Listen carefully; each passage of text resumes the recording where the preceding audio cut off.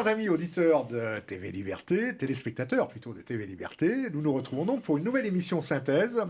Une émission synthèse au cours de laquelle nous recevons un écrivain qui a publié déjà une dizaine de livres, une quinzaine de livres, une bonne quinzaine de livres, n'est-ce pas?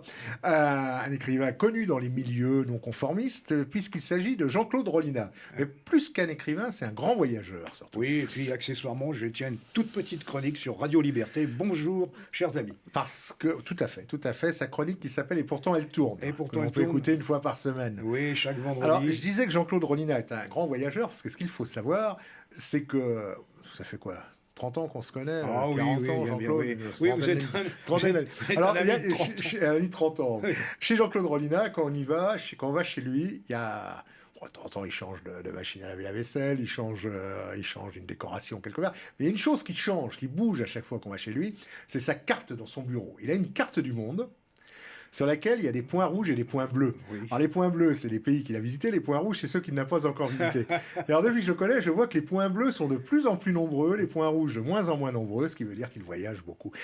Tout ça pour dire que lorsque Jean-Claude Rollinat écrit un livre, il sait de quoi il parle, parce que généralement, il est allé sur place. Il va sur place. Alors donc, nous avons mon ami et confrère Philippe Randa. Bonjour Philippe. Bonjour Jean-Claude Rollinat et bonjour chers téléspectateurs. Et il y aura une surprise, on a une bonne surprise aujourd'hui. C'est on a une mauvaise surprise, une mauvaise et une bonne surprise.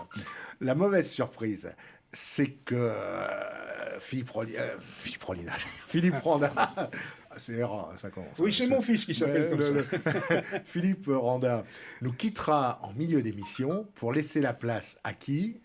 Vous le devinez, à celui que nous attendons depuis 6 mois. Ne me dites pas que c'est le professeur qui revient. C'est le professeur qui revient. Alors je lui laisse ma place avec plaisir. Le professeur est libre aujourd'hui. Et vous savez que depuis 6 mois, le professeur qui animait depuis 5 ans l'émission avec nous avait été obligé d'arrêter parce que c'est un vrai professeur. Et comme Jean-Claude est un vrai voyageur, c'est un vrai professeur. Et ses cours cette année faisaient que ça pouvait difficilement correspondre aux heures d'enregistrement des émissions. Mais il y a eu quelques petits changements dans son emploi du temps à l'école et on va l'avoir un petit peu plus souvent. Donc, comme nous sommes obligés d'être 3 dans le studio, alors d'habitude on était 4 ou 5, mais là on est 3 pour les raisons que vous comprendrez, qui ne sont pas évidemment dues à la volonté de l'équipe de Radio de TV Liberté, eh bien on permutera. Donc Philippe laissera sa place au professeur. Oui, et puis on s'est dit que c'était pas l'invité qui allait laisser sa place, forcément. Oui, on le garde, hein, celui-là on le tient, on va pas le laisser partir comme ça. Et donc l'émission précédente, c'était déjà le cas, et bien ça sera à nouveau le cas, c'était assez pour cette émission. Voilà. Alors, Jean-Claude Rollinat, une quinzaine de livres. Oui. Vous avez visité plus que 15 pays, donc on peut encore écrire vous 130 savez, livres. Il y a 192 pays membres aux Nations Unies. Je ne n'ai visité qu'un gros tiers. Et alors, vous avez publié il y a quelques mois aux excellentes éditions du Alpha un livre, un dictionnaire remarquable, parce qu'en fait, vous l'aviez édité il y a longtemps, mais vous l'avez réédité, plus exactement. Oui. Donc, vous l'avez actualisé parce que, hélas, c'est le genre de dictionnaire qu'on est presque obligé d'actualiser très souvent. C'est le dictionnaire des États disparus. Oui. Ou éphémères. Ou éphémères. Éphémères, oui. Éphémères et disparus. Parce que s'ils ont été éphémères, c'est qu'ils ont disparu. Non, mais attendez, c'est pas du tout une erreur. C'est tout à fait volontaire. Vous avez des États disparus importants. Vous avez, par exemple, l'URSS. Vous avez l'Empire austro-hongrois, qui sont quand même, excusez du peu, des gros morceaux et qui ont duré longtemps dans l'histoire. Par contre, vous avez effectivement des États éphémères qui n'ont duré que quelques semaines, voire quelques jours seulement. Et quelques heures même. Oui, mais alors attendez, et alors, ce dictionnaire est entre guillemets enrichi. C'est mon éditeur qui m'a dit on va le ressortir, et j'ai rajouté effectivement quelques nouvelles découvertes que j'ai faites, notamment à l'occasion de la guerre civile en Russie, au moment de l'éclatement de l'empire du tsar. J'ai retrouvé un certain nombre d'États qui se sont autoproclamés, certains étant des États bolcheviques et d'autres au contraire étant des États entre guillemets russes blancs. Voilà. Et puis j'ai retrouvé aussi, je n'y avais pas pensé dans la première édition, cette fameuse république des Asturies, une république socialo-communiste en Espagne en 1934, qui a duré 13 jours et qui a été c'est suffisant.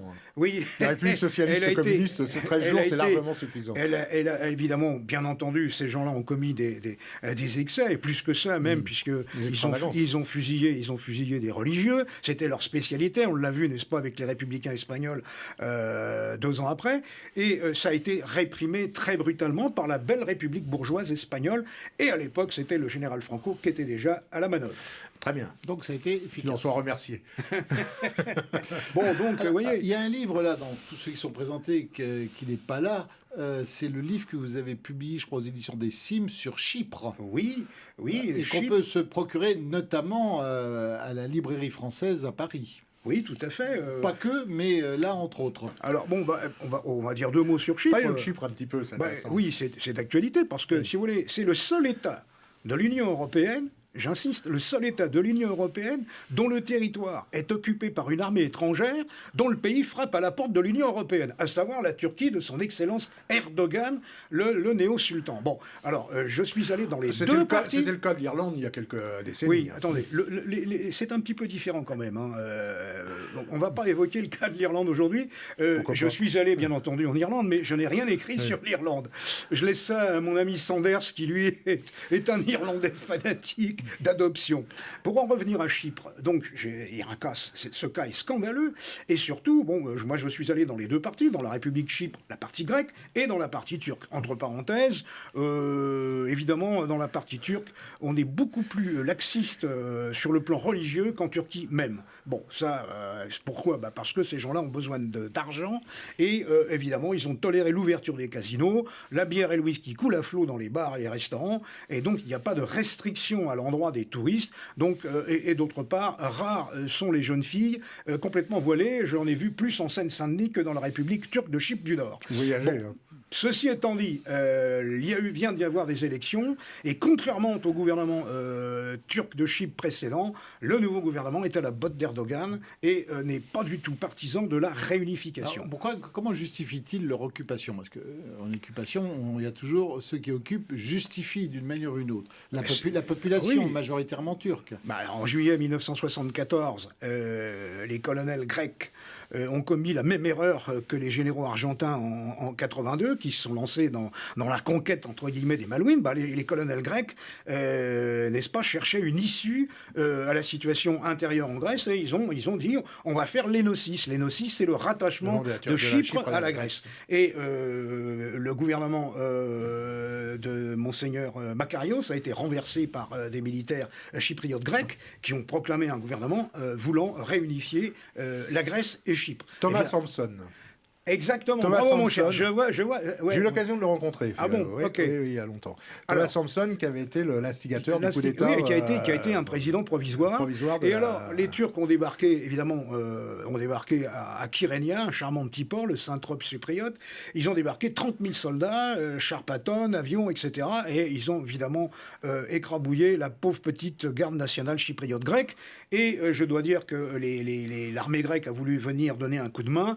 Et ils ont raté leur atterrissage de parachutistes sur la base, sur l'aérodrome de Nicosie, et ça s'est terminé tragiquement, notamment pour quelques parachutistes grecs. Il y a d'ailleurs l'armée grecque est assez redoutable. Elle est redoutable, oui, non, mais c'est une petite armée, certes, mais... Si vous voulez, le problème, c'est que c'était la garde nationale chypriote grecque qui était sur place. Et sur place, il y avait un bataillon grec qui pesait pas. Vous avez 30 000 soldats qui débarquent du jour au lendemain avec 300 chars patons, plus l'aviation qui se met de la partie. Ils ont mis le paquet. Ils ont mis le paquet, donc ça a été réglé en 3 jours. En 3 jours, ils ont occupé le tiers du pays. Il y a 200 000 chypriotes grecs qui ont fui les zones du nord et qui se sont réfugiés au sud, tandis que parallèlement, il y avait 40 000 chypriotes turcs qui remontaient, eux, vers le nord pour s'abriter sous l'aile de l'armée turque qui avait débarqué. Voilà. À Chypre, il y a des bases militaires américaines, anglaises. Non. Anglaise, c'est ça, anglaise. Decalia et Akrotiri. Tout à fait. C'est assez impressionnant d'ailleurs, parce que quand on passe dans les bases militaires, on tombe dans un autre monde. On n'est plus dans le monde méditerranéen, on est dans le Sussex. Ce sont des bases de pleine souveraineté. Elles ont tout changé. Et les Anglais, à l'époque, quelle a été leur position, justement? Ils n'ont rien fait. Est-ce que c'était pas aussi pour faire simple, les démocraties occidentales, un moyen de se débarrasser des colonels qui faisaient des ordres. Quoi. Ils ont commis la même erreur. Ils ont commis la même erreur que les généraux argentins bien plus tard. Ils ont cherché une issue héroïque et militaire. Héroïque et militaire, nationaliste, mais un nationalisme exacerbé. Il était trop tard. L'énosis, il eût fallu la faire beaucoup plus tôt. Il était trop tard parce que la population turque de Chypre avait déjà augmenté. Vous voyez, démographiquement, c'est un différentiel qui joue. Comment voyez-vous l'avenir de Chypre L'avenir de Chypre, c'était... Ça va rester divisé comme ça Oui, c'est toujours divisé. Alors, ça s'était estompé. C'est-à-dire qu'on peut... Moi, la première fois que j'y suis allé, on ne pouvait pas passer dans la zone turque. La seconde fois où j'y suis retourné, là, on pouvait naviguer très facilement. D'ailleurs, c'est un jeu, si vous voulez, quand vous êtes à Nicosie, la dernière capitale coupée... Où il y a un mur. Il y avait un mur contrôlé par l'ONU. Il y avait des barbelés. Il y avait des barbelés, il y avait des tonneaux, vous aviez des murs qui étaient grêlés de trous de balles, etc. Il y avait des chats sauvages, des herbes sauvages, des barbelés, etc. Ça avait un côté fin du monde, un côté Mad Max, si vous voulez. C'est-à-dire que la vie s'était arrêtée en juillet 1974. Et la partie qui reste, la partie grecque, je ne suis jamais allé dans la partie turque, mais dans la partie grecque, la vie était normale, la vie vivait très bien. Il y avait tous les magasins qu'on peut trouver dans n'importe quelle ville européenne. Et dans la partie turque, qui était de l'autre côté, on la voyait à 150 mètres, 200 mètres plus loin. On voyait des soldats qui se braquaient toute la journée. Et entre les deux, il y avait une zone qui était restée avec les friches, qui étaient restées, les magasins avec encore... Il y avait encore terrain vague, avec les enseignes. Tout ça a disparu aujourd'hui, quand même. Alors, il y a encore oui, les miradors sont encore là, mais ils ne sont plus occupés. Bon, il y a des patrouilles des Nations Unies dans cette zone. Il y a un no man's land de plusieurs centaines de kilomètres carrés parce que ça coupe l'île en deux. Ça fait une belle balafre. Et quand j'y étais, moi, c'était un gouvernement turc plutôt libéral. Et il négociait ferme avec le gouvernement de Nicosie, la partie grecque de Nicosie, en vue d'une réunification sur une base bizonale, c'est-à-dire 2 territoires autonomes, les 2 étant fédérés. Et au sommet, il y aurait eu un président grec, un vice-président turc et une alternance. Et uniquement la monnaie. La monnaie, c'est réglé parce que c'est l'euro. Et les Turcs de Chypre, évidemment, souhaitent la réunification avec la partie grecque. Pourquoi ? Parce que ça leur permettrait d'entrer dans l'Union européenne, évidemment, et de briser un petit peu. Oui, non, mais et malheureusement, les dernières élections. Alors, est-ce que l'opinion des Chypriotes turcs a changé ? Aux dernières élections, c'est un président tout à fait AKP compatible, si je puis dire, qui a été élu et qui alors là, lui, veut la reconnaissance. Lui veut la reconnaissance de son entité politique comme étant un État réellement indépendant, séparé de la République de Chypre. Voilà. On en est là. Donc, on revient, si vous voulez, à la case départ. Alors, on peut quand même toujours circuler, quand même. Mais c'est un moyen de pression extraordinaire que les Turcs ont entre leurs mains. Évidemment, parce qu'on peut casser le tourisme. Mais alors, ils peuvent casser leur propre tourisme. Et ce qui est très curieux, vous avez évoqué tout à l'heure les bases anglaises. Il faut savoir qu'énormément de Britanniques ont acheté des villas à des prix défiant toute concurrence, des villas superbes avec piscine, etc. Seulement, sur un plan juridique, ils sont des squatteurs, car ces villas ont été construites sur des terrains qui appartiennent à des Grecs et qui appartiennent notamment à l'église orthodoxe chypriote grecque qui est autocéphale. Voilà. Alors c'est très très compliqué, très compliqué. À court terme, je ne vois plus la solution. En tout cas, Chypre n'a pas disparu, au contraire, ça s'est même dédoublé. Il y a 2 États au lieu. Vous en avez 2 pour le prix d'un. Une Chypre, il y en a 2 maintenant. Il y en a 2, voilà. Ça n'a pas été le cas quand même de tous les États dont vous parlez, donc éphémères ou disparus. Quels sont les États dont vous voudriez nous parler plus précisément, qui ont retenu votre intérêt dans cette longue liste, parce que c'est quand même une longue liste, c'est un livre de 400 pages, pardon. C'est énorme. Alors il y a des États en Afrique, il y en a certains. J'ai le Katanga, par exemple, de Moïse Tshombe, et puis le Biafra du colonel Ojukwu. Prenons le cas du Katanga, qui a duré quand même 3 ans. En 1960, le Congo belge devient indépendant. Les Belges n'ont pas fait ce qu'il fallait faire pour assurer, si vous voulez, la formation d'un minimum de cadres capables de diriger un pays aussi important. Et vous avez l'Union minière et la Fort-Minière, qui sont des grosses boîtes intéressées par l'exploitation des minerais, et qui voient se pardonnez-moi l'expression, qui voit ce bordel incroyable s'installer au Congo. Il faut se rappeler que les Belges fuyaient parce qu'on faisait la chasse aux Flamands. C'est comme ça que l'idéal des Noirs indépendants, c'était d'avoir la villa du patron et la voiture du patron, voire même la femme du patron. Bon, il y a eu des scènes, si vous voulez, grand guignol, mais enfin tragiques aussi. Et l'ONU a débarqué, évidemment, pour mettre un petit peu d'ordre là-dedans. Mais l'ONU n'a pas mis forcément de l'ordre partout. Et le Katanga de Tchombe marchait bien. C'était une province qui tenait bien. On appelait Tchombe Monsieur Tiroir-Caisse. C'est pas pour rien.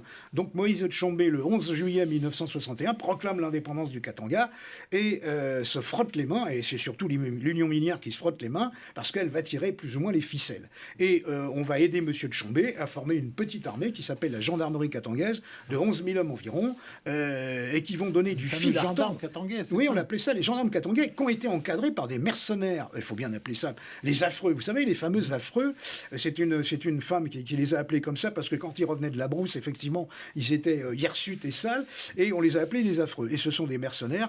Vous avez Bob Denard, le plus célèbre. Il y a eu des Rhodésiens, des Sud-Africains et beaucoup de Belges et beaucoup de Français qui ont servi d'ossature à l'armée katangaise qui a donné, je le dis, beaucoup de fil à retordre au contingent indien et irlandais des Nations Unies et suédois, je les oubliais. Voilà, donc ça a duré 3 ans.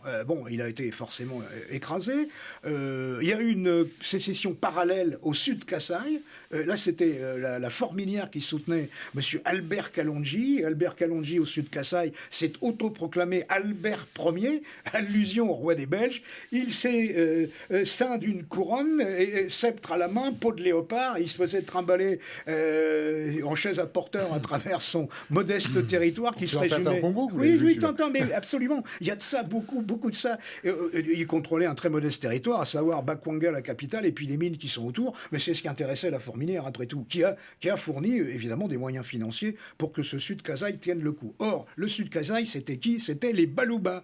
Les Baluba étaient les ennemis de Monsieur Moïse Tchombe. Baluba qu'on retrouve dans Tintin au Congo. Alors, à Tintin au Congo, c'est pas les Baluba, c'est les Matouvou. C'est les Matouvou. Et les Babaorum. Vous savez, c'est les Babaorum. Les Babaorum et les Matouvou. Mais ça a été écrit avant. Oh là là, attendez, n'entrons pas sur ce terrain-là. Vous savez qu'il y a eu une tentative par des Zaïrois, en Belgique même, pour interdire Tintin au Congo. Et en fin de compte, ils ont perdu leur procès, et heureusement, parce que c'est le reflet d'une époque. C'est pas du tout aujourd'hui le regard que nous portons sur l'Afrique et les Africains, c'est le reflet d'une époque. Et bien entendu, l'histoire doit être revisitée, mais elle ne doit être jamais tronqué, sali ou trahi. Voilà. Ni effacé. Dites-moi, là, il y a le Katanga, mais il y a eu aussi dans la région un autre exemple qui est assez intéressant. Ça a été la sécession biafraise. Alors là c'est intéressant et terrible. Oui, c'est une authentique tragédie, d'autant plus que les Biafrais, c'est l'ethnie Ibo. Alors ça, c'est une ethnie, vous êtes pardonné, assez intelligente, de crise chrétienne, si vous voulez, alors que le Nigeria, il faut le savoir, le professeur Lugan dirait ça 100 fois mieux que moi, mais enfin, c'est une fédération artificielle construite par les Britanniques. La moitié, si vous voulez aller pour simplifier, le nord est musulman et le sud est animiste ou chrétien. Et les chrétiens du sud ne supportaient plus, évidemment, la mainmise des tribus du Nord, des ethnies du Nord, les Haoussa, etc. Et donc, le colonel Ojukwu, qui était un militaire de l'armée fédérale nigériane, a proclamé l'indépendance de cette province. Il a fait un petit à côté, au Bénin, mais ça a bien moins marché. Et il y avait beaucoup de pétrole aussi. Voilà. Alors, vous savez, oui. Et De Gaulle, pour tailler des croupières aux Anglais, Aquitaine était présent sur place. Il a soutenu les Biafrais suffisamment pour qu'ils résistent, mais pas assez pour qu'ils puissent gagner in fine. C'est le cas avec les gaullistes. Et nous avons assisté à une alliance contre nature entre les Britanniques et les Soviétiques, qui soutenaient le gouvernement fédéral de Lagos. Aujourd'hui, il a été transféré à Abuja. Et Sor Biafra a résisté pendant 3 ans, jusqu'en 1971. Évidemment, c'était héroïque. Ils se sont battus comme des lions, il faut le reconnaître. Et là aussi, ils ont eu l'aide de mercenaires, notamment Rolf Steiner. Il y a toute une geste qui a été écrite là. Il faut reconnaître que, écoutez, c'est comme... C'était les combats de la dernière chance, ou est-ce qu'ils auraient pu s'ils avaient résister et l'emporter et devenir un vrai pays? Ils pouvaient 13 millions d'habitants. Quand même, excusez du peu, surtout avec le pétrole. Donc, voilà, voilà, vous l'avez dit tout à l'heure, les intérêts français, se sont moins bien défendus que les intérêts anglo-saxons et que les soviétiques. C'est là souvent le cas. Alors, il y a eu effectivement, vous savez ce que c'est les chiffres dans les génocides. Il faut faire très attention quand on manipule les chiffres des victimes. Donc là, on avance un chiffre énorme d'1 million de morts par famine, etc. Oui, je ne m'avancerai pas sur ce terrain-là. Mais enfin, il faut savoir qu'il y a eu énormément, effectivement, d'enfants qui sont morts de malnutrition. D'ailleurs, vous avez encore les images sans doute en tête de tous ces gosses qui avaient le quachior, le ventre gonflé, etc. Et puis toutes les plaisanteries qu'on a fait là-dessus. Alors, on va pas les énumérer ici, mais on va recentrer un petit peu le débat, parce que l'heure avance. Oui, pardonnez-moi, non, on s'ennuie pas du tout, au contraire. Mais il n'y a pas qu'en Afrique où il y a des pays qui, comme ça, se créent et disparaissent. Alors moi, il y a d'autres pays. Je dois dire que dans votre livre, il y a une histoire qui m'a toujours fasciné, c'est l'histoire de la Sarre. Ah oui. Là, on se rapproche. La Sarre, c'est ce lander, aujourd'hui, qui est coincé entre le Luxembourg, la France et l'Allemagne, et qui a été successivement française, allemande, indépendante, aujourd'hui elle est allemande. Parlez-nous un peu du Saarlander. Alors, déjà, il y a eu une première occupation française au lendemain de la guerre 14-18. Puis la Sarre est retournée dans le giron de la République de Weimar. Et puis, vous avez eu la catastrophe de la Seconde Guerre mondiale. Et là, à titre de réparation, alors la France a récupéré l'Alsace et la Lorraine, bien entendu. La Première Guerre mondiale. Oui. Mais entre-temps, l'Alsace et la Lorraine, l'Alsace était repassée, si vous voulez, sous l'autorité germanique, entre 40 et 45. L'Alsace et la Lorraine sont réintégrées et, à titre de compensation, évidemment, la France a eu 2 zones d'occupation, celle du sud et celle du nord. Celle du sud autour de Baden-Baden et puis au nord vers, je crois, Mayence ou Coblence, si mes souvenirs sont exacts, Landau, Trèves, etc. Et puis, entre les deux, il y avait cette boursouflure, la Sarre, très riche en charbon. Un peu en charbon, oui. Et donc, à titre de compensation, la France a eu la gestion, au lendemain de la guerre, de ce Länder, comme vous dites. Et il y a eu donc un référendum, et le référendum a donné comme issue le rattachement à l'Allemagne fédérale. Je dois dire que le score de la France n'était pas si déshonorable que ça. Alors, il y a eu un gouvernement autonome sarrois, avec un haut commissaire français pour superviser les choses. Le franc s'appliquait évidemment là.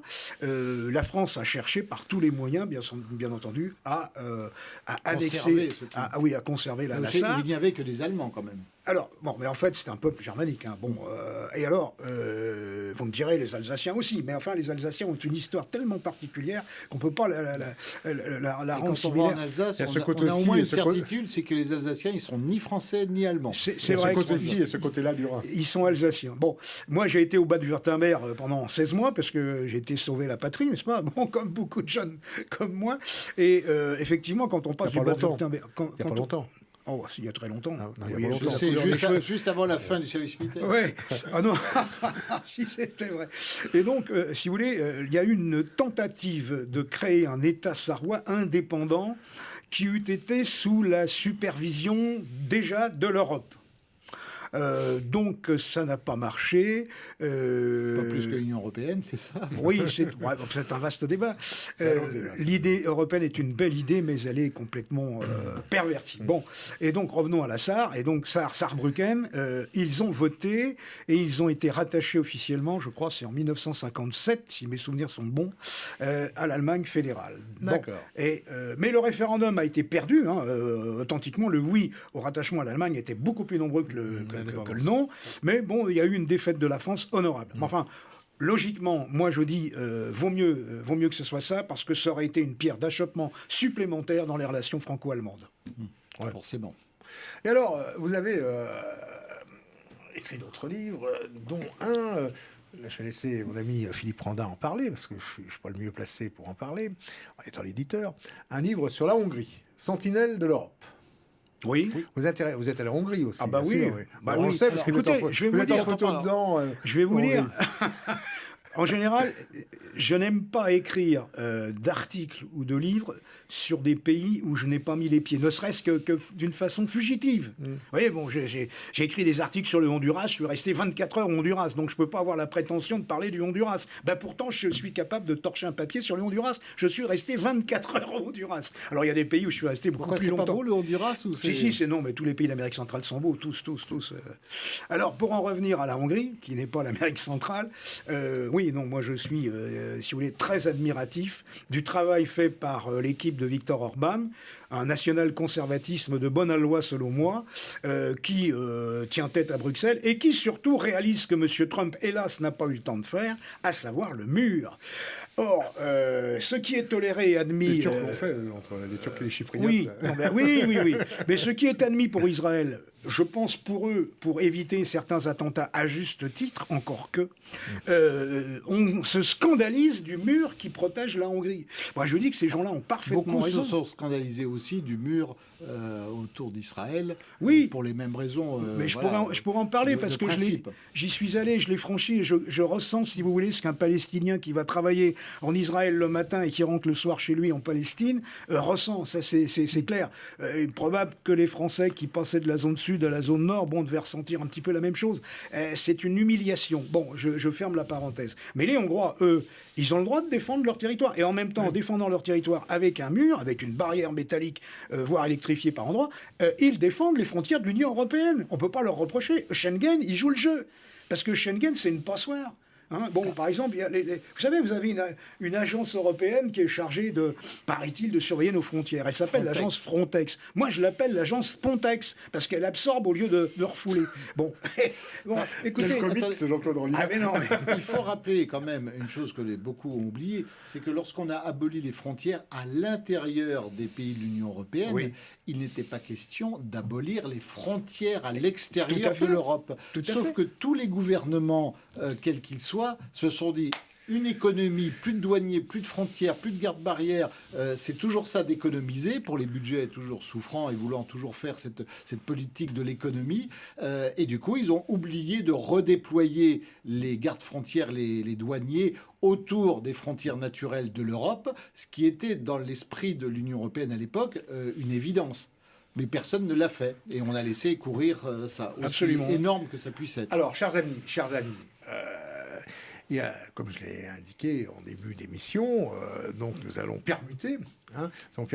Philippe Randa va d'abord nous confier sa chronique que l'on retrouve sur le site Euroliberté, le site Synthèse Nationale, dans le quotidien présent. Avant et tout à l'heure, donc il va être remplacé par le professeur qui revient. Je rappelle que nous sommes obligés d'être 3 dans le studio. Nous ne pouvons pas être plus que 3 dans le studio pour les raisons que vous savez. J'en profite pour souligner le travail qui a été fait pendant pendant toute cette année 2020 et ce début d'année 2021 par toute l'équipe de TV Liberté qui a dû se plier aux contraintes et vraiment le travail remarquable parce que pendant toute cette période, vous avez pu continuer à avoir le plaisir de retrouver tous les soirs le journal de TV Liberté, d'Élise,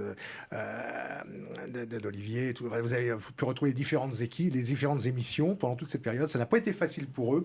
Et croyez-moi, soutenir TV Liberté, c'est utile parce que c'est pas facile tous les jours. Maintenant, je vais passer la parole à Philippe. Juste un petit mot. Bien sûr, Philippe. On peut souligner que toutes les chaînes de télévision, de radio ont été soumises aux mêmes contraintes que TV Liberté, oui, bien sûr. Mais que pour une petite télévision sans beaucoup de moyens et sans aisance financière comme TV Liberté, c'est d'autant plus remarquable d'y arriver. Quand on a quelques moyens, ça doit être plus facile quand même. Oui, et donc, TV Liberté a l'avantage, la particularité d'avoir une communion entre ces téléspectateurs et ceux qui font l'émission. Voilà. Ils ont eu moins d'arrêts de travail et de RTT à TVL. Exactement. Alors Philippe, votre chronique, vous nous parlez de quoi aujourd'hui ? Vous voyez, je ne vais pas vous parler du virus, de ce fameux virus, mais après le virus, je vais vous parler du zizi qui rend fou. Le zizi qui rend fou. Un dessin animé danois intitulé John Ziziman Dillerman, on peut traduire par John Homme Zizi, met en scène tout au long de 13 épisodes de 5 minutes chacun les mésaventures d'un homme qui se sert de son pénis pour allumer un barbecue, passer la tondeuse ou se transformer en rotor d'hélicoptère afin de voler dans les airs. mais qui peut aussi, comme nous le rapporte Le Monde, lui échapper pour des actions moins nobles, casser un vase, chipper le cornet de glace d'un enfant ou encore voler l'argent de musiciens de rue. Le hic, évidemment, c'est que cette œuvre, à nul autre pareille, à ce jour en tout cas, est diffusée depuis l'année dernière sur Ramasjang, la chaîne pour enfants de l'organisme danois de radio-télévision publique Danmarks Radio, équivalent de France Télévisions. Je ne pense pas que regarder les parties génitales des hommes adultes devrait être transformé en quelque chose de commun pour les enfants. C'est ça le service public, c'est scandalisé le député du Parti populaire danois, Morten Messerschmidt, rejoint une fois n'est pas coutume par les chiennes de garde du féminisme, mais pour d'autres raisons. La célébration du pouvoir des organes génitaux masculins ferait encore reculer l'égalité femmes-hommes. Il y a des situations où l'on se pose sincèrement des questions. Cela a-t-il été fait en toute connaissance de cause par les auteurs pour choquer et booster l'audimat, sans réfléchir, dans un état d'alcoolémie ou de stupéfiant qui expliquerait l'inexplicable? Est-ce suite à un pari perdu de Jacob Ley, le créateur de la série? Ah, bravo. Il faut savoir qu'ils en ont été capables. Voilà. Bravo, bravo. Bah écoutez, très bien. Eh bien, je vais vous quitter. Philippe, je vais laisser ma place au professeur avec grand plaisir. Pas de vous quitter, mais de laisser la place à Pierre. À la prochaine. Et à très bientôt. Au revoir, mon cher Philippe. Au revoir, Philippe. Et on passe la parole. Maintenant, nous rejoint le professeur Pierre Delaubier. Eh bien voilà, il est arrivé, il est revenu, l'enfant prodigue. Ben oui, j'imagine les scènes d'allégresse dans les familles en le voyant réapparaître. Le professeur est parmi nous. Bonjour, monsieur le professeur. C'est un peu le problème, c'est qu'ils ne peuvent pas non plus, dans les familles, passer tout leur temps devant la télé, sous prétexte j'y suis. Écoutez, c'est une joie de vous retrouver parce que déjà la dernière émission, vous étiez revenu aussi, donc c'était une bonne chose. Vous avez été absent pour des raisons d'emploi du temps pendant quelques semaines, mais les choses rentrent dans l'ordre et puis j'espère que vous pourrez revenir plus souvent. Voilà, monsieur le professeur. Et puis là, on est obligé d'être 3, comme on l'a indiqué la semaine dernière, enfin il y a 15 jours. On sommes obligés d'être 3 autour de la table, mais très vite reviendra le bon temps où nous étions 4 voire 5 et les bonnes émissions d'antan. Voilà, c'est toujours mieux avant, comme chacun sait. Voilà.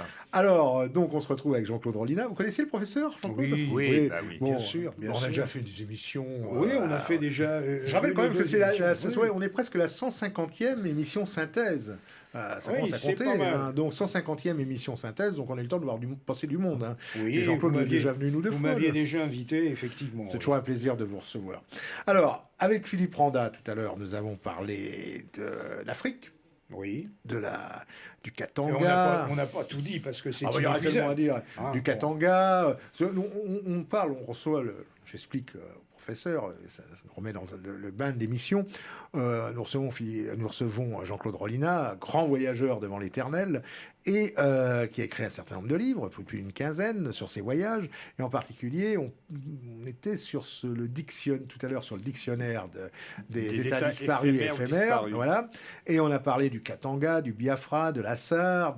Ensuite, nous avons parlé de son livre, le dictionnaire édité aux éditions de Alpha. Nous avons ensuite parlé du livre La Hongrie, sentinelle de l'Europe, qui est édité aux éditions de Synthèse Nationale. Voilà. Et maintenant... Et nous avons parlé aussi de Chypre. Et de Chypre, édité aux éditions... L'épine turque dans le talon de l'Europe, qui est édité chez les éditions des Cimes. Des Cimes, que l'on trouve à la librairie française, chez notre ami Jean-Christophe. Et donc, maintenant, on va parler d'un tout autre sujet. Un livre que vous avez édité il y a 7 ou 8 ans, je crois, aux éditions de l'Ancre. Oui, au lendemain d'un voyage que j'avais fait en Argentine. Tout à fait, sur Evita Peron. Oui. La reine sans couronne des Descamisatos. Alors, parlez-nous un petit peu d'Evita Peron. Alors, Evita Peron, resituez-la, après tout, c'est vous l'auteur. Écoutez, c'est une femme objectivement exceptionnelle. Bon, elle est morte à l'âge du Christ et elle a traversé l'histoire à la vitesse de la lumière.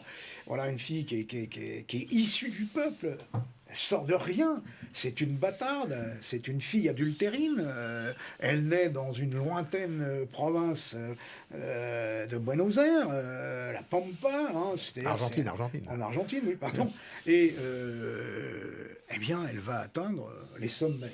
Et donc, comment? Bah, écoutez, c'est le but de ce livre. Je raconte donc l'histoire de Madame Evita Perón dans le livre édité chez Dualfa. L'encre. Pardon. Oui, pardon. Oui, excusez-moi. Oui, c'est pour les gens qui veulent Dualfa, trouver. c'était la toute première édition. C'est proche de Dualfa. Si vous voulez, nous avons eu Jeanne d'Arc et les Argentins, ils ont Eva Perón. Alors, qu'est-ce qu'il reste aujourd'hui du souvenir d'Eva Perón? Il y a un billet de 100 pesos à son effigie. Il y a très souvent des magazines qui sont en kiosque, évidemment, et qui parlent d'elle. Il y a sa fondation, il y a la fondation Evita Perón. Et puis, il y a la tombe d'Eva Perón au cimetière de la Recoleta à Buenos Aires. Et là, je dois dire que c'est pas la peine de demander où elle se trouve. Il y a suffisamment de gens, j'allais dire, qui font la queue. Non, c'est pas vrai. Enfin, dès que vous voyez un rassemblement de quelques personnes, vous êtes certain, c'est bien là. Bon, donc c'est dire que elle est décédée le 26 juillet 1952. C'est dire que 80, 75 ans, enfin je compte mal après, il y a encore, si vous voulez, un engouement, un intérêt pour cette fille issue du peuple qui, je le dis, a atteint quand même les sommets. Alors, par quelles étapes? Alors, il y a les mauvaises langues qui vous disent c'est une fille de mauvaise vie, et d'autres qui disent non, mais pas du tout, c'est d'arrache-pied, c'est par son travail, son courage, etc. Bon, alors évidemment, ce destin, il est quand même le fruit d'une volonté. Elle voulait absolument se sortir de son bled de province. Elle commençait déjà à faire du théâtre. Sa condition. Pardon, il fallait monter à Buenos Aires. Alors, elle a eu la chance, le hasard peut-être, qu'une troupe de comédiens vienne dans le patelin où elle habitait, et elle s'est fait remarquer. Et sa mère a tout fait pour que l'un des comédiens puisse l'emmener à Buenos Aires. Et elle est partie à Buenos Aires, chaperonnée par son frère qui allait faire son service militaire, et elle a commencé par des petits boulots, et puis de fil en aiguille, de petits rôles, elle est montée, si vous voulez, dans la hiérarchie radiophonique, et elle a eu ses propres émissions. Elle a eu son émission sur radio. Alors il y avait Radio Belgrano, Radio Mitre, etc.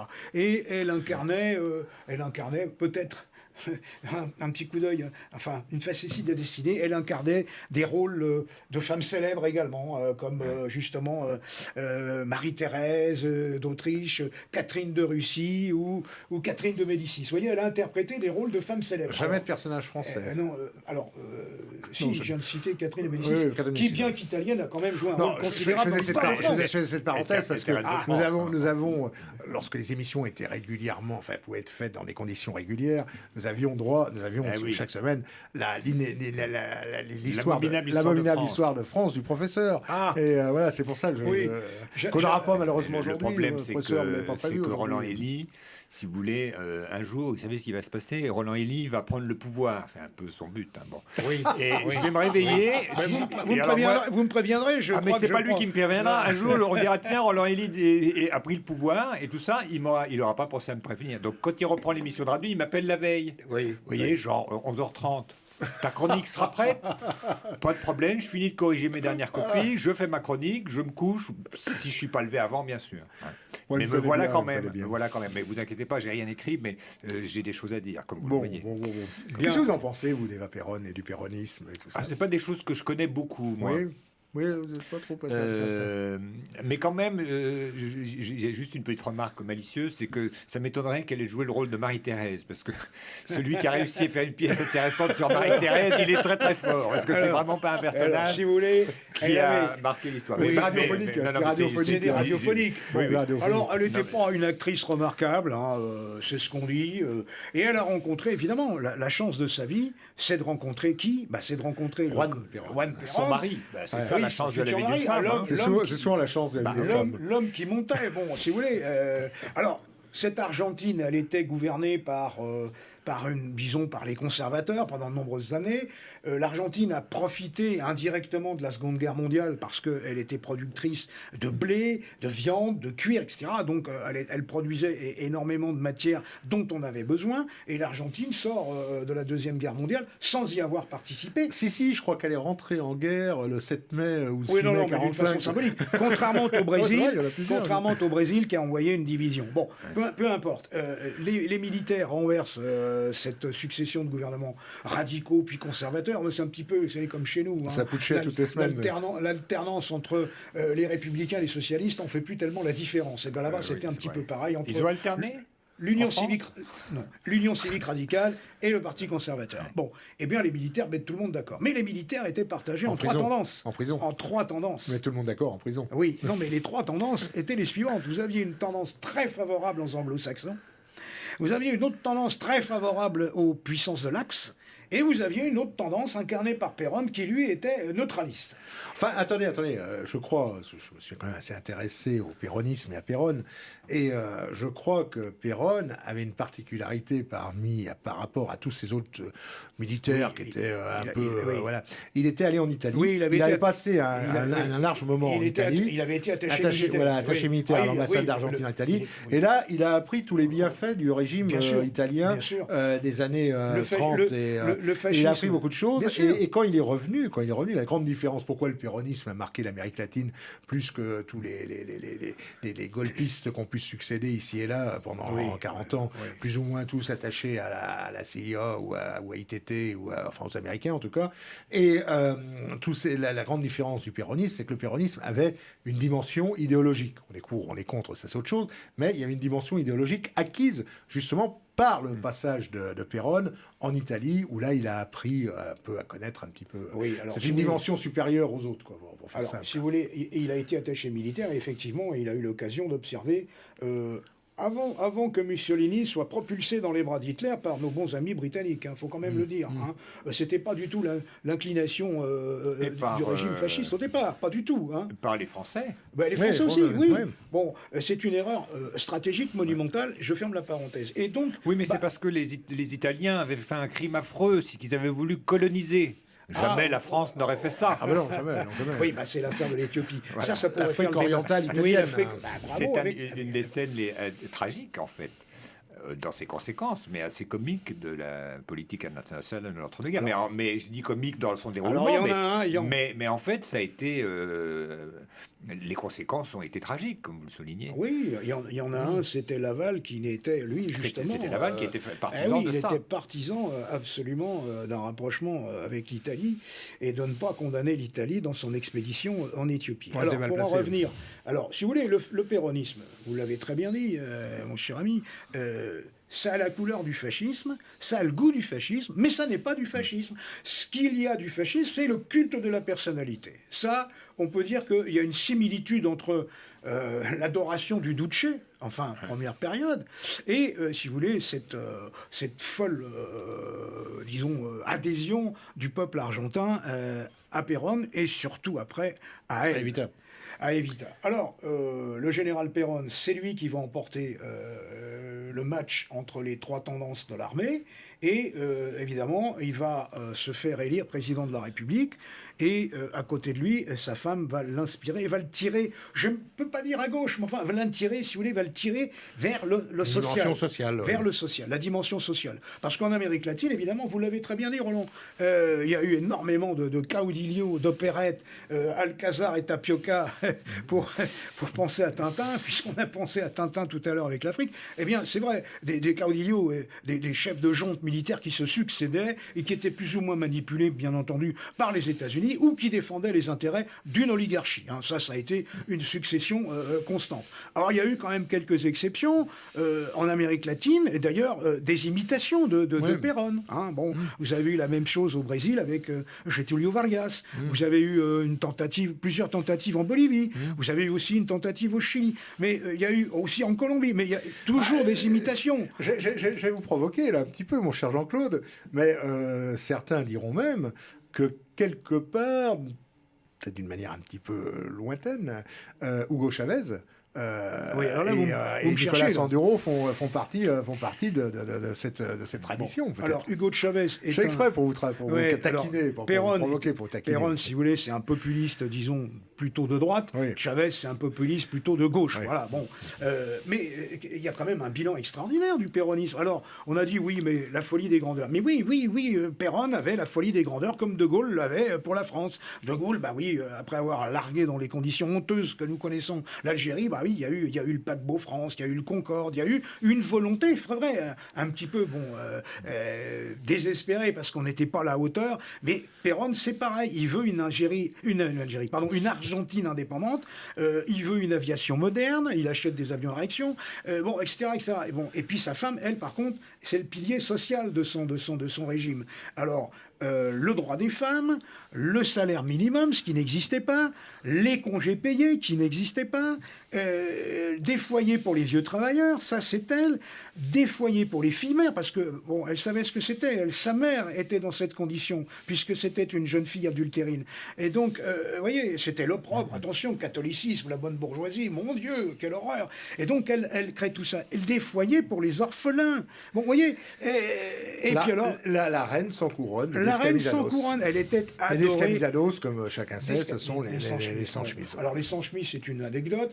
C'est un jour particulièrement chaud sur la grande place de Mai, où il y a la Casa Rosada, le palais présidentiel. Donc, Péron, sa femme et tous les hiérarques du parti étaient là. Ils haranguaient la foule crevait de chaud, etc. Et donc, les hommes tombaient la veste. Donc, on a dit les sans-chemises. Les Descamisados, voilà. Bon, ça vient de là, tout simplement. Mais il y a aussi l'image des sans-chemises, des pauvres types qui n'ont même pas les moyens de se payer une chemise. Vous avez une fois de plus, je vais peut-être vous taquiner, ou peut-être même choquer certains de nos téléspectateurs, mais pour une fois, je vais faire l'apologie d'un film américain. C'est rare.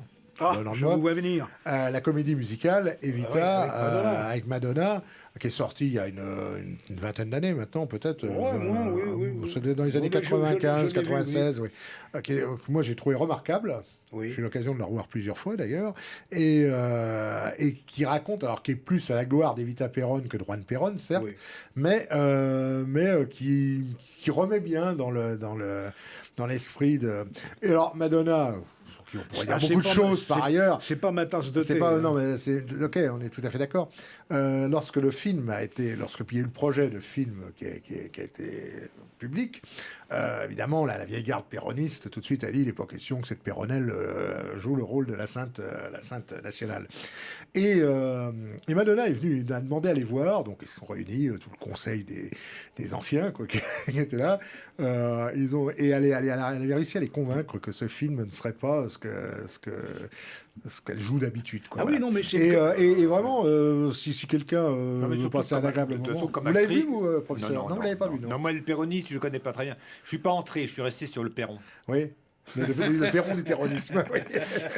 Mais vous aurez l'occasion de rentrer dedans parce que là on va avancer, parce qu'on va laisser un peu la parole au professeur là, parce qu'on est content de l'entendre. Oui. Juste pour dire, mon cher Jean-Claude, que dans les semaines qui viennent va sortir un cahier d'histoire du nationalisme, dont vous êtes l'artisan, et qui sera consacré au péronisme, à Evita et à Juan.